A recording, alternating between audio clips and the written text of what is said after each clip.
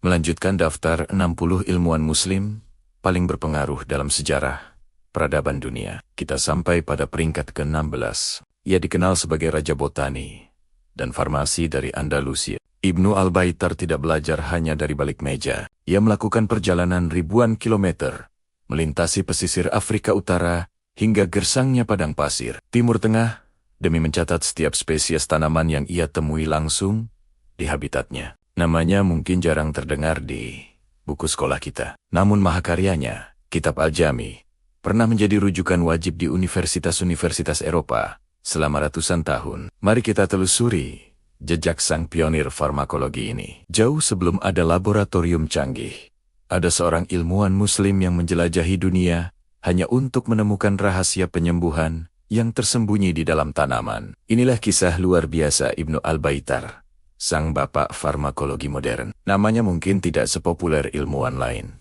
tapi kontribusinya mengubah wajah dunia kedokteran selamanya. Nama lengkapnya adalah Abu Muhammad Abdallah Ibnu Ahmad Al-Baitar Al-Malaki. Ia lahir sekitar tahun 1197 Masehi di Malaga, Andalusia, yang sekarang kita kenal sebagai Spanyol. Uniknya, nama Al-Baitar berarti dokter hewan, sebuah profesi yang dijalani ayahnya. Sejak kecil, ia sudah terpapar dengan dunia pengobatan dan tumbuh-tumbuhan, sebuah minat yang didukung penuh oleh keluarganya. Andalusia pada masa itu adalah pusat peradaban dan ilmu pengetahuan. Di lingkungan inilah Ibnu Al-Baitar muda menimba ilmu. Ia belajar langsung dari ahli botani terkemuka pada masanya, Abu Al-Abbas Al-Nabati. Gurunya ini adalah seorang pionir dalam metode ilmiah untuk mengumpulkan dan mengklasifikasikan tanaman obat. Di bawah bimbingannya, Ibnu Al-Baitar tidak hanya belajar teori, tapi juga terjun langsung ke lapangan, mengamati, dan bereksperimen. Namun, rasa ingin tahunya tidak berhenti di Andalusia. Setelah merasa cukup dengan bekal ilmunya, Ibnu Al-Baitar memulai sebuah perjalanan epik yang membawanya melintasi berbagai belahan dunia Islam. Ia menjelajahi Afrika Utara, berkelana ke Mesir, Suriah, hingga Asia Kecil. Perjalanan ini bukanlah perjalanan biasa. Selama bertahun-tahun, ia mengabdikan hidupnya untuk satu misi: mengumpulkan, meneliti, dan mendokumentasikan setiap tanaman obat yang ia temui. Bayangkan, di zaman tanpa teknologi modern, ia berjalan kaki, menunggangi unta, dan berlayar hanya demi ilmu pengetahuan. Dalam perjalanannya, ia tidak hanya mengumpulkan sampel tanaman, ia juga mewawancarai para ahli herbal lokal, mempelajari pengetahuan tradisional yang telah diwariskan dari generasi ke generasi. Ia mencatat segalanya dengan sangat teliti.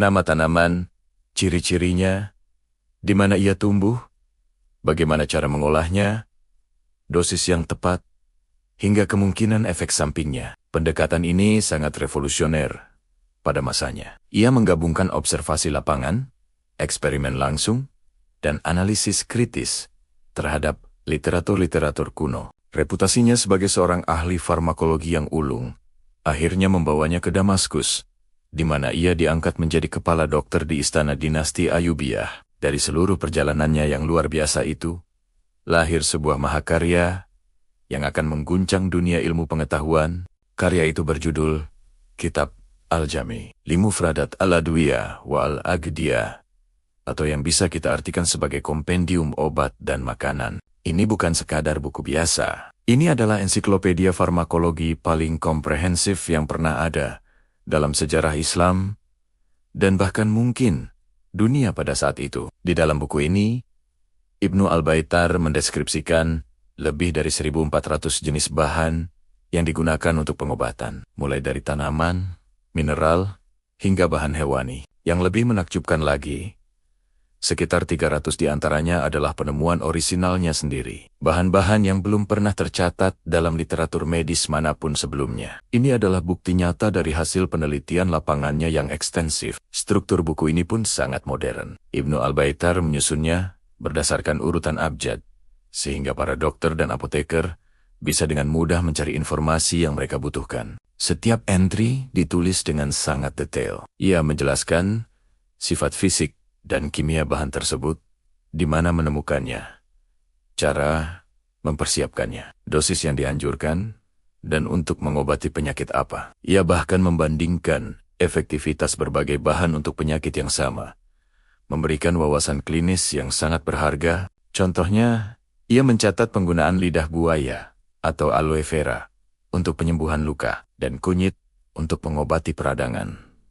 Terdengar familiar, bukan? Ya, banyak sekali pengetahuan dalam kitabnya yang masih sangat relevan dan terbukti secara ilmiah hingga hari ini. Jahe, kunyit, lidah buaya, semuanya tercatat rapi dalam karyanya berabad-abad yang lalu. Ibnu Al-Baitar juga sangat menghargai karya ilmuwan sebelumnya. Ia selalu mencantumkan sumber referensinya, menunjukkan metode penelitiannya yang berbasis bukti dan sikap rendah hatinya. Ia menciptakan jembatan antara ilmu pengetahuan Yunani kuno, Persia, India, dan penemuan-penemuan barunya sendiri. Pengaruh dari kitab Al-Jami ini sungguh luar biasa. Buku ini dengan cepat menjadi referensi utama di seluruh dunia Islam. Para dokter dan apoteker dari Baghdad hingga Kairo menggunakannya sebagai panduan klinis sehari-hari. Sekolah-sekolah kedokteran dan farmasi menjadikannya sebagai buku teks wajib, membentuk dasar pendidikan medis selama berabad-abad. Namun, pengaruhnya tidak berhenti di situ. Pada abad ke-13, karyanya diterjemahkan ke dalam bahasa Latin dengan judul G. Medicamentis Simplicibus. Terjemahan inilah yang membawa pengetahuan Ibnu Al-Baitar ke jantung Eropa. Bisa dibilang Ibnu Al-Baitar membantu membentuk dasar farmasi modern di Barat.